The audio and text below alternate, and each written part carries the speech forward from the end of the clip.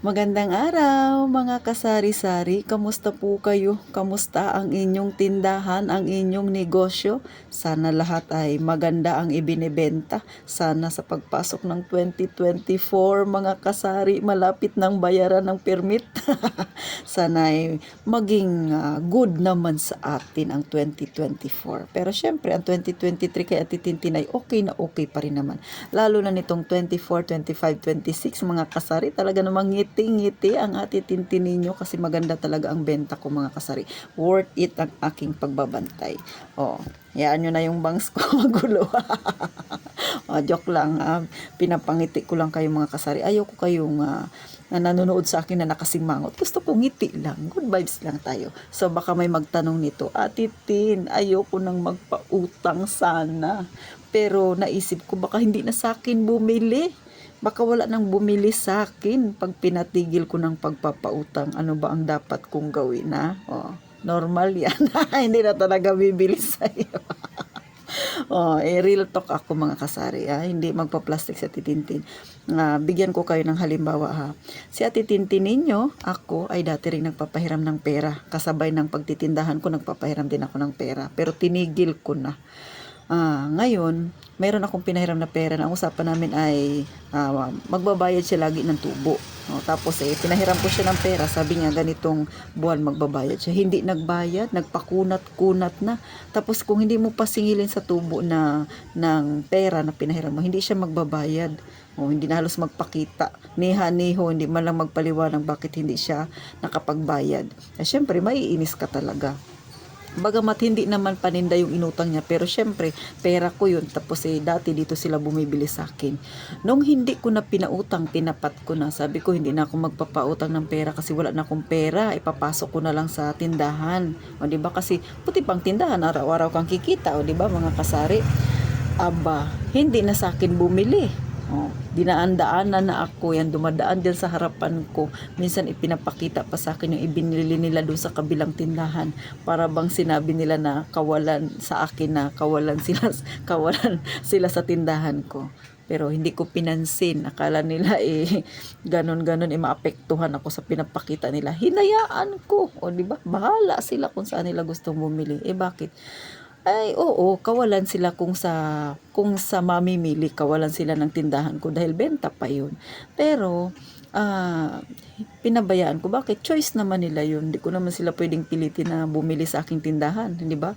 Pero hindi ko sila pinanghihinayangan kasi yung mga ganyang tao, nagpapakita lang ng ganyang klaseng ugali, hindi magandang maging suki at hindi magandang pautangin, di ba? Huwag mo silang panghinayangan kasi marami pa namang bibili sa'yo. Pinabayaan ko, hindi ko alam kung minamarites niya ko, hinayaan ko siya, pero ako hindi ako nagmarites.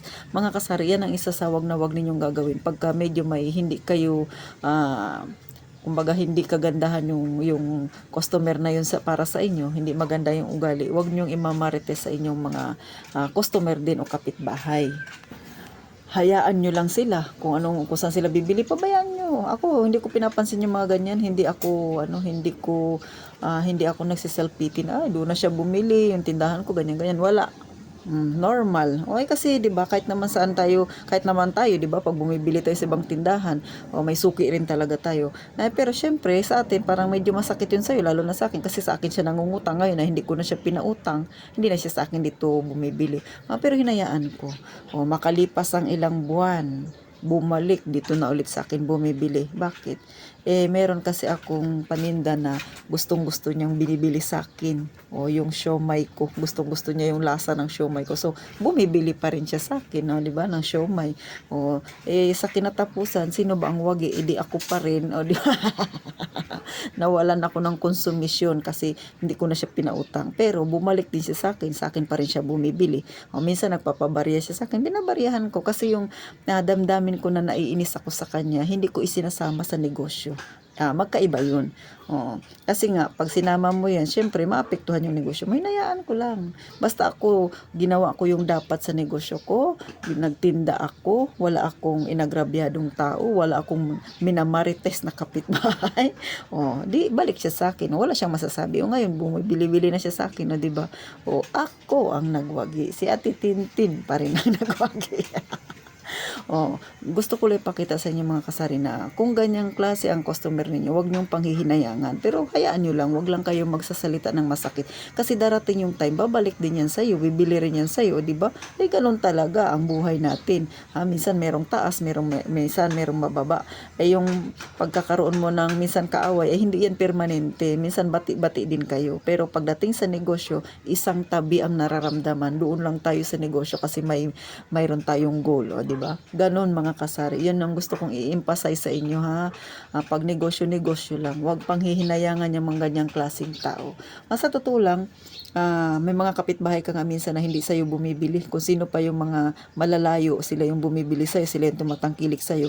Yung mismong kapitbahay mo, minsan hindi yan nabili sa'yo. O bakit? Kasi minsan, nandyan yung sinasabing crab mentality. Meron talaga yan. Lalo na kung yung kapitbahay nyo na yan ay matagal nyo ng kapitbahay, kaut-utang dila nyo na, o diba?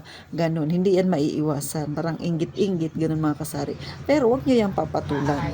Hayaan nyo sila. Basta ikaw, doon ka lang sa tindahan mo magpakabisi. Doon mo ilagi ang iyong sarili sa tindahan. Gumawa at mag-isip pa ng paraan ng mga pwedeng itinda sa iyong tindahan kahit na maliit yan. Bakit? Ikaw ang magwawagi kasi bibili pa rin sila sa iyo.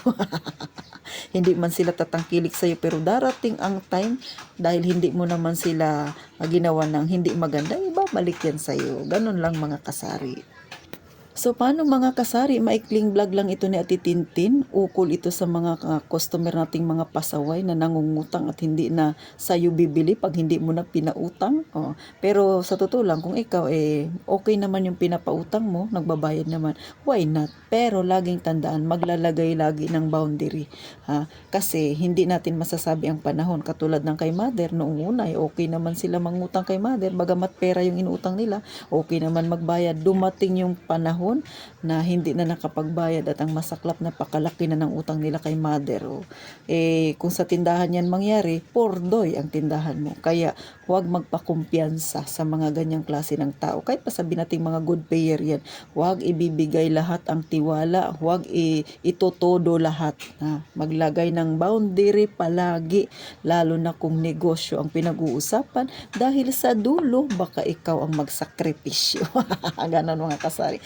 So, thank you sa mga nanood at sa mga hindi pa naka-subscribe. Makikisuyo si Ate Tintin. Please, pa-subscribe na lang mga kasari. Tulong nyo na lang sa akin para dumami pa tayo. Tayong mga nasa masa magkaroon ng ganitong kwentuhan para umangat-angat ng kaunti ng bahagya ang ating pamumuhay at ang ating tindahan.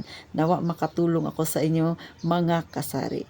At syempre pa, mag-iingat kayong palagi mga kasari.